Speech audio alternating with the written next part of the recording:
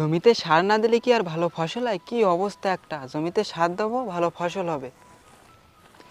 যে মাটির বুকে ঘুমিয়ে আছে লক্ষ্য মুক্তির সেনা, তোরা দে না সে মাটি আমার অঙ্গে মিশিয়ে দে না।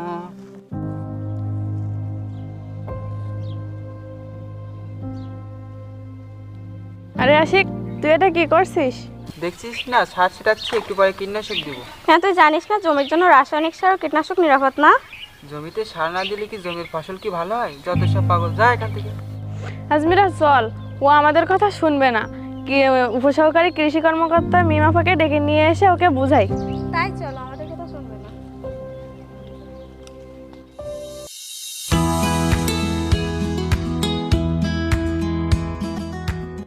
তো সবসময় বলতেছেন যে জমির জন্য রাসায়নিক সার নিরাপদ না।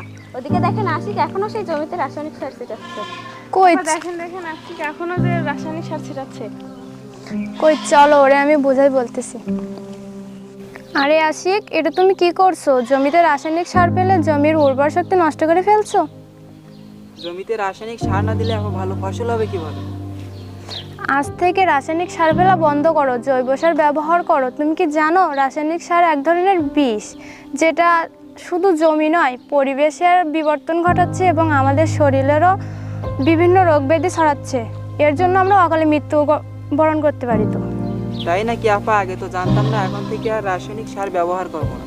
কথা দিলাম। আমরা স্টুডেন্ট ব্রিগেড সংগঠন থেকে কিভাবে জৈব সার তৈরি করতে হয় সেটা শিখছি।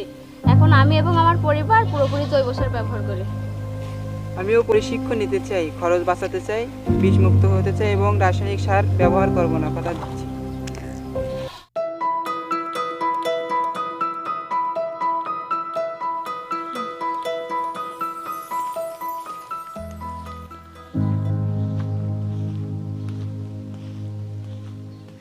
আরে আপা দেখেন, আশিকও এখন থেকে জৈব সার ব্যবহার করে।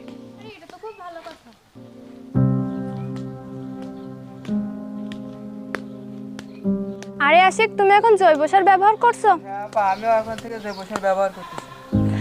রাসায়নিক সারকে না বলে জৈব সারের বাংলাদেশ গড়ি।